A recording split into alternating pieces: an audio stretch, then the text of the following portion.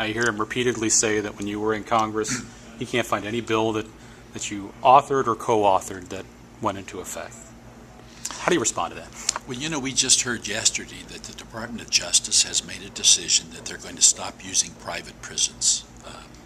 And when I was in Congress, in a Republican-controlled Congress, I introduced legislation to accomplish that every term that I was in Congress, because I believe that private prisons are wrong, they're costly, in some cases dangerous, and it's taken it a while, but my push to get rid of private prisons at the federal level has happened.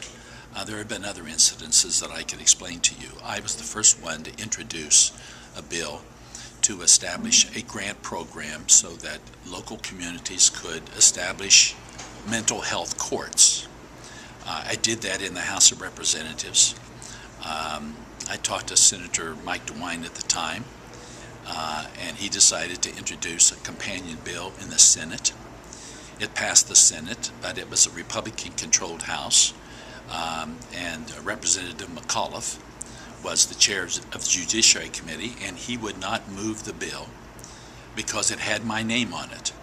And so I called Senator DeWine, and I asked him if he would ask Representative McAuliffe if I took my name off the bill and let him put his name on the bill, would he move it through the committee?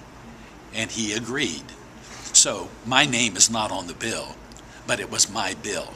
And I gave it to a Republican so that it could pass. But that's just one example. There are lots of examples I could give you of things that I accomplished when I was in the House of Representatives. I was very involved in the CHIP program, the Children's Health Insurance Program. I was a part of the working group that really developed that program, the provisions in it, and so on. So, you know, I have a voting record, and Senator Portman has a voting record, and I have a voting record of supporting working people. He has a voting record of trying to turn Medicare into a voucher program. He has a voting record of stripping overtime pay from 6 million working Americans. And so some of the things that he has done in his past are terrible for regular working people and enriching for the richest among us. So we can talk about all those things. I'm looking forward to our debates. I proposed at least 5. He's now agreed to 3. I hope we can have many more debates, and so we can talk about some of these things and air them in a very public way. What do you hope people will come away with from those debates? I hope they'll see the difference between the two of us, and I hope they'll come to understand the difference in our records. As I said, Senator Portman has spent his political career looking out for those who are already privileged and wealthy like he is. And I have spent my political career looking out for regular working people. And I think that's the difference between the two of us, and I hope the debates will help clarify that difference. And last question, should Ohio follow suit on the private prison issue? Oh, I have opposed private prisons at every level. I don't think we should turn the incarceration of people into a profit-making enterprise. I feel the same way about schools, as a matter of fact.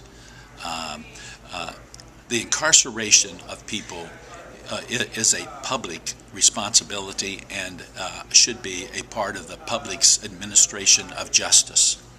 And when it becomes a for-profit entity, it provides an incentive for more incarceration and longer periods of incarceration. And that's just really unacceptable in this country of ours.